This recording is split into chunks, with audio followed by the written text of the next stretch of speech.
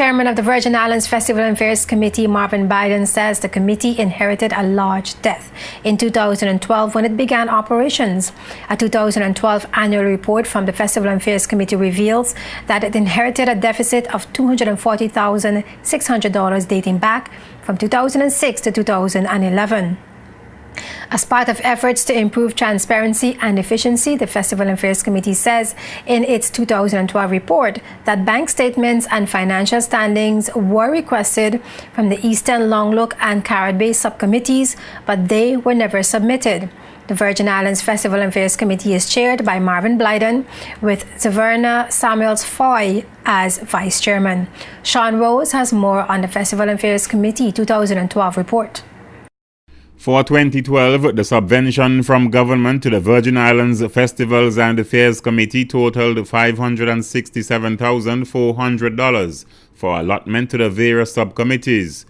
The report says Virgin Gorda, East End Longlook, and the Carrot Bay subcommittees each received $60,000, while the Rototom ad hoc committees received a total of $387,400. Additionally, however, the Virgin Gorda Festival Committee was allotted another $40,000, taking the total for that committee on the sister island to $100,000, thereby reducing the figure for the Rototom committees to $347,000. On July 5, 2012, the Festivals and Fairs Committee was given an additional sum of $100,000, and the VIFFC also raised additional revenue totaling $354,940. The 2012 report says without considering the outstanding balance of $240,617 at the beginning of 2012, a total of $1,022,000 was allocated to the Festivals and Fairs Committee. The report reveals that there were no records from previous festivals when the committee took charge of festival in 2012, and there was no comprehensive report for Festival 2011. The document also listed bad practices such as one vendor padding a quote for a job by listing one price and then adding numerous items before submitting the bill for payment. The report also reveals that subcommittee chairpersons continued to display poor fiscal management by not utilizing purchase order books, delivering invoices without purchase order numbers, and without clearance from the chairman or the treasurer. The report also suggests that removal of what it describes as delinquent subcommittee chairpersons will aid greatly in setting the correct standard moving forward.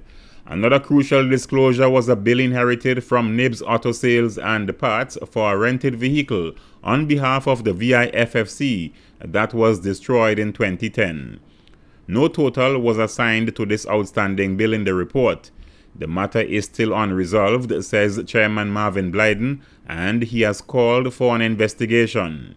JTV News understands that it is alleged that the driver of the rental vehicle did not have a driver's license when the accident occurred. Furthermore, as part of a not business as usual approach, each subcommittee chair was requested to provide proof of expenditures in the form of successively numbered purchase orders and vouchers.